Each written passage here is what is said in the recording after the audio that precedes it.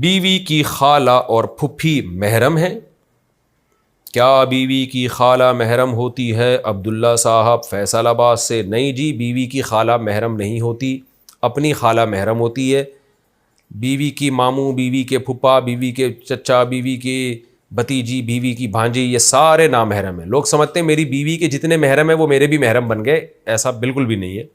اتنا فری ہونے کی ضرورت بالکل بھی نہیں ہے آپ کو۔ جب بیوی کی بہن آپ کی محرم نہیں ہے تو باقی کون آپ کا محرم ہو جائے گا؟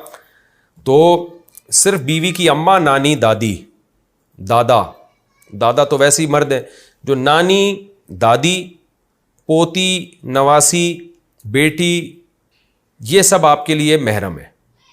یعنی بیوی کی بیٹی جو سوتیلی بیٹی کہلاتی ہے، یہ بیٹی کی بیٹی ہو گئی، وہ بھی سوتیلی بیٹی ہے۔ تو بیوی کی اماں، بیوی کی نانی، بیوی کی دادی، یہ سب محرم ہے۔ یعنی بیوی کے اصول اور اس کے فروع، ماں باپ اور اولادیں، یہ سب آپ کے لیے محرم ہیں۔ اس کے علاوہ جتنے رشتے ہیں بیگم کے، وہ سب آپ کے لیے نامحرم ہیں۔